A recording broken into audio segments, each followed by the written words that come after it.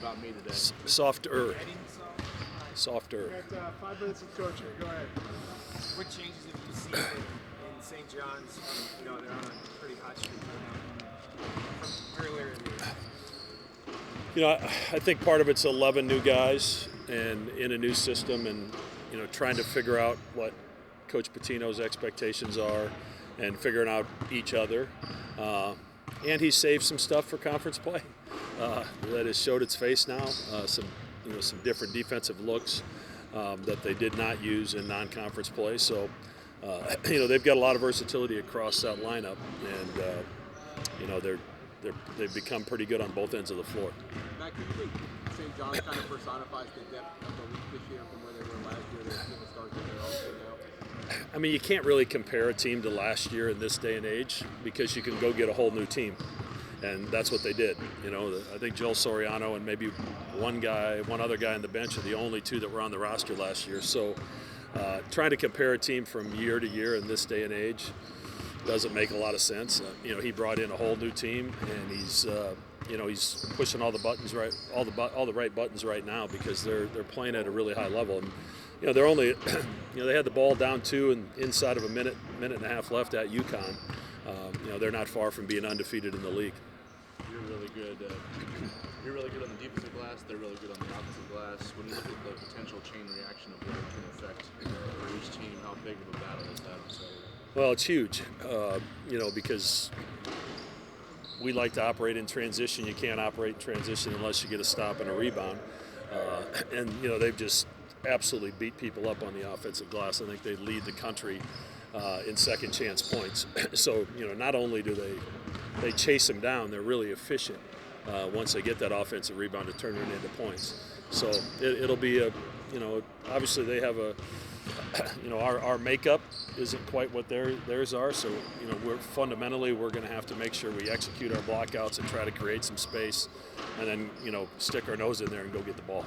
Is coaching against Latino descendants like Kevin Willard over the years, has that helped you prepare at all for what he brings on game day? I don't think so. I think everybody's kind of their own person, and while there's some similarities, maybe to a few things that Coach Willard did, Coach Pitino obviously is a Hall of Famer. He's won really everywhere that he's been, and it's not surprising to see him doing what he's doing at St. John's. Doing a feature on Trout, does he bring maybe something different that people might not know watching the games? What do you like about him? Yeah, I like everything about it. Number one, he's a great teammate and just an awesome young guy. But his ability to shoot the basketball and stretch the defense has been huge for us in the early going, and he's learning the rest of it. Going through the Big East the first time is challenging. It's physical. It's very fast paced. Nothing comes easy, and he's learning that, and the learning curve is pretty steep right now. But it's good to see him have a few shots going at the ball the other night. I think he needed that. how do you operate offensively with a team that sometimes will switch defenses in the middle of possession this year? Yeah, you just can't get paralyzed by whatever they're doing. You just have to keep moving, and it's a little more difficult against a team like St. John's to run some set plays that go from A to B to C. You just have to move yourself and move the basketball, and then trust in each other to make plays.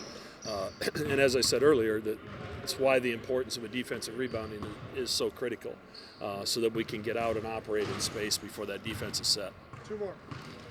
Kind of added excitement is it, just from a fan perspective of, having a Hall of Fame coach in the building for a game like this?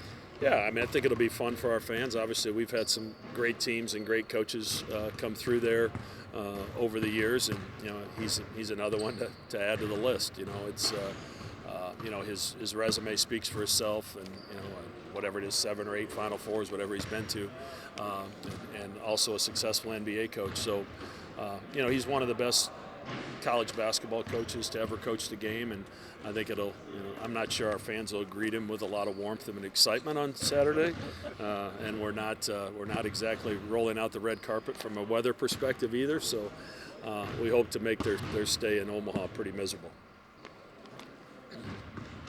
Thank you. Thanks. Stay warm.